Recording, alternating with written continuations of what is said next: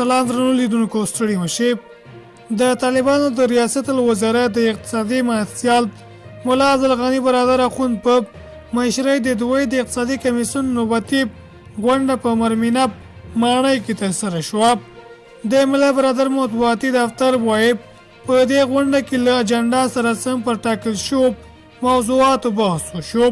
په غونډه کې پرېکړه شوې چې له بهرنیو ځواکونو پاتې پوځي اډې دې پر ځانګړي اقتصادي زونونو د بدلولو په موخه په تدریجي ډول له پلان سره سم صنعت او سوداګرۍ وزارت ته وسپارل شي.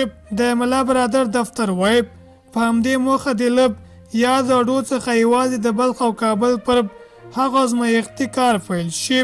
همدا ډول په غونډه کې پرېکړه وشو چې د شاه وروز بند د پاتې چارو د بشپړېدو او د چارو د کیفیت په اړه د اقتصادي معاونیت استازي په ګډون ټاکل شوی پلاوي ته دنده وسپارل شوه چې د یاد بند پاتې چارو او کیفیت په اړه خپلې څېړنې ترسره او راپورونه یې د اقتصادي کمیسیون راتلونکي ناستې ته وړاندې کړې.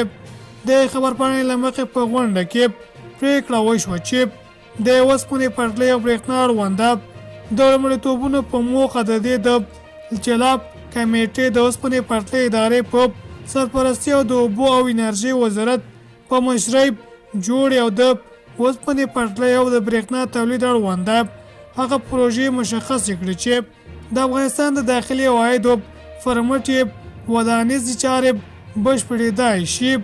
همدا ډول په غونډه کې پر باروړونکو موټرو د جی پی ایس سیستم نصبولو موضوع په اړه بحث وشو. پرېکړه وشوه چې موظفه کمیټه دې په دې اړه له اړونده شرکتونو سره خبرې وکړي او راپور د اقتصادي کمیسیون ته وړاندې کړي. د غونډې په بله برخه کې د نوي ښار د پارک جوړولو په طرحه هر اړخیز بحث وشو. پرېکړه وشوه چې په یاده طرحه کې راغلي تعدیلونه یې د له کور او ښار جوړولو وزارت او همدارنګه کابل ښاروالۍ سره شریک او له هغوی سره وروسته د اقتصادي کمیسیون ته وړاندې شي. د غونډې په پای کې د هغو سترو زیانبینایي پروژو په اړه بحث او راتلونکي کال ورته د بودیجې د ځانګړي کولو منظوري ورکړل شوه چې د کارونو د ډیرو برخه یې ترسره شوې ده.